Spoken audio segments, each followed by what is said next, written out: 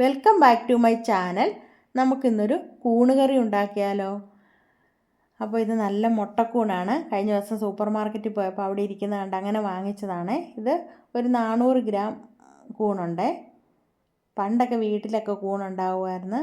ഇപ്പം വീടുകളിലൊന്നും കൂണുകളൊന്നും ഇല്ല. ഞങ്ങൾക്കൊന്നും ഉണ്ടായില്ല കേട്ടോ. ഉണ്ടാകുന്നതൊക്കെ ഉണ്ട്, ചിലയിടത്തൊക്കെ ഉണ്ടാകുന്നുണ്ട്. അപ്പോൾ ഇനി നമുക്ക് കൂണിന് വേണ്ടിയിട്ട് ഞാൻ എന്തൊക്കെയാണ് എടുത്ത് വെച്ചേക്കെന്ന് നോക്കാം. ഒരു 10 ചെറിയ ഉള്ളി, ഒരു ചെറിയ സവോള, 2 പച്ചമുളക്, ഒരു 5 കഷ്ണം വെളുത്തുള്ളി, ഒരു ചെറിയ കഷ്ണം ഇഞ്ചി, ഒരു 2 കറിവേപ്പില.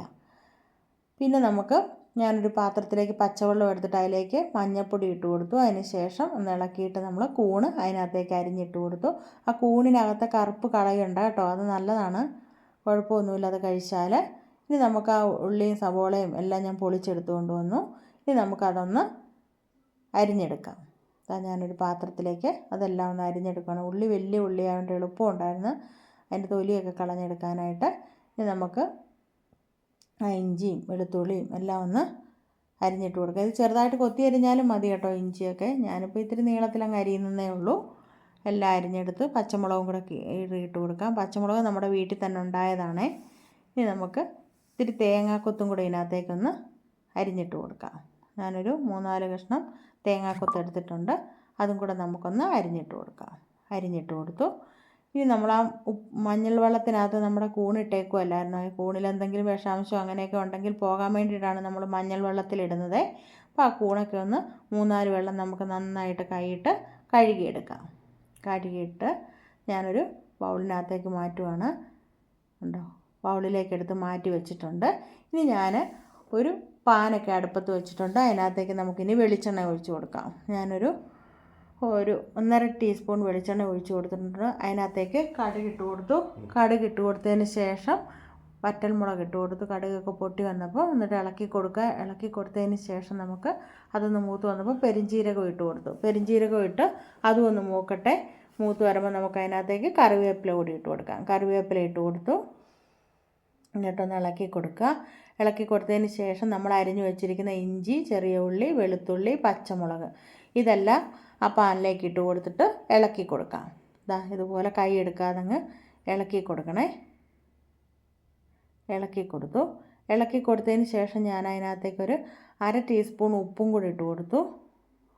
ഉപ്പ് കൂടി ഇട്ട് കൊടുത്തതിന് ശേഷം നമുക്കൊരു മൂടിയൊക്കെ വെച്ചൊന്ന് അടച്ച് വയ്ക്കാം. അതൊക്കെ ഒന്ന് വാടി വരട്ടെ. വാടി വന്നിട്ടുണ്ട്. നമ്മുടെ ഇഞ്ചിയും വെളുത്തുള്ളിയും പച്ചമുളകും സവോളയും ഉള്ളിയൊക്കെ ഒന്ന് വാടിയിട്ടുണ്ട്. വാടി വന്നപ്പോഴത്തേന് ഇനി നമുക്ക് ഇതിനകത്തേക്ക് പൊടി ഇട്ട് കൊടുക്കണം. ഞാൻ ഒരു 1/2 ടീസ്പൂൺ ചിക്കൻ മസാല ഇട്ട് കൊടുത്തു.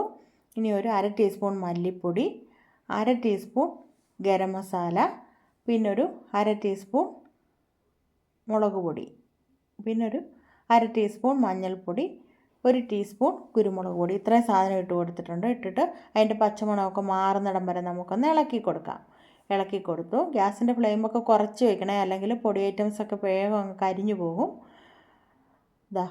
ഇളക്കി കൊടുത്തതിന് ശേഷം ഞാനിനി അതിനകത്തേക്ക് കൂണും കൂടി ഇട്ട് കൊടുക്കുവാണേ. അരിഞ്ഞു വെച്ചിരിക്കുന്ന കൂണിട്ട് കൊടുത്തു. കൂണിട്ട് കൊടുത്തതിന് ശേഷം നമുക്ക് ഇളക്കാം. നല്ലതുപോലെ ഇളക്കി കൊടുക്കുക. ഉപ്പ് ഞാൻ നേരത്തെ ഇട്ടിട്ടുണ്ട്, അതുകൊണ്ട് ഉപ്പിടാത്തത്. ഇനി നമുക്ക് നോക്കിയതിന് ശേഷം പിന്നീട് വേണമെങ്കിൽ ഇട്ട് കൊടുക്കാം. ഇനി നമുക്കൊരു മൂടിയൊക്കെ വെച്ചൊന്ന് അടച്ചു കൊടുക്കാം. എന്നിട്ട് നോക്കാം. നോക്കിയിട്ടുണ്ട്. നോക്കി ഒന്ന് ഇളക്കി കൊടുക്കാം. നമുക്കിനി അത് ഇളക്കി കൊടുത്തിട്ട് വെള്ളമൊക്കെ ഇറങ്ങിയിട്ടുണ്ട് കൂണിൻ്റെ. അപ്പോൾ ആ വെള്ളം പോരാ, നമുക്കൊരു ലേശം വെള്ളവും കൂടി ഒഴിക്കണം. ഞാനൊരു 1/2 ഗ്ലാസ് വെള്ളവും കൂടി ഒഴിച്ച് കൊടുത്തിട്ടുണ്ട്. വെള്ളവും കൂടി ഒഴിച്ചതിന് ശേഷം നല്ലതുപോലെ ഇളക്കി കൊടുത്തിട്ട് നമുക്കൊരു മൂടിയൊക്കെ വെച്ചൊന്ന് അടച്ചു കൊടുക്കാം. മൂടിയൊക്കെ വെച്ച് അടച്ചു കൊടുത്തു. അടച്ചു കൊടുത്തതിന് ശേഷം നമുക്ക് ഒന്ന് മൂടിയൊക്കെ മാറ്റി വെന്തിട്ടുണ്ട്. വെന്ത് നല്ല പരുവത്തിനിരിക്കണം. നല്ലൊരു മണവും ഒരു ചിക്കൻ കറിയുടെയൊക്കെ ഒരു മണവും ഒക്കെ ആയിട്ട് നമ്മുടെ അടിപൊളിയായിട്ട് നമ്മുടെ കൂണ് കറി ഇവിടെ റെഡി ആയിട്ടുണ്ട്. ഇതുപോലെ കൂണൊക്കെ കിട്ടുമ്പോൾ നിങ്ങൾ ഒന്ന് ഉണ്ടാക്കി നോക്കണേ. ഞാൻ ഒരു ബൗളിനകത്തേക്ക് മാറ്റിയിട്ടുണ്ട്. ഇത് ചോറിൻ്റെ കൂടെയോ ചപ്പാത്തിയുടെ കൂടെയോ ഒക്കെ കഴിക്കാനായിട്ട് നല്ല ടേസ്റ്റാണ്. കണ്ടോ? അപ്പം വീട്ടിൽ നിന്ന് തന്നെ നമുക്ക് കിട്ടുന്ന കൂണ് വെച്ചിട്ടും ഇതുപോലെ കറി ഉണ്ടാക്കാം കേട്ടോ. അങ്ങനത്തെ കൂണ് കിട്ടുവാണെങ്കിൽ അങ്ങനെയോ, അല്ലെങ്കിൽ പുറത്ത് പോകുമ്പോഴൊക്കെ കൂണ് കിട്ടുവാണെങ്കിൽ വാങ്ങി ഒന്ന് ഉണ്ടാക്കി കുട്ടികൾക്കൊക്കെ കൊടുത്തു നോക്കി. അവർക്ക് വലിയ ഇഷ്ടമായിരിക്കും. ചിക്കൻ കറിയാണെന്ന് ഓർത്തവർ കഴിച്ചോളും. അപ്പോൾ നല്ലൊരു വീഡിയോയുമായി അടുത്ത ദിവസം കാണാം. Okay, by.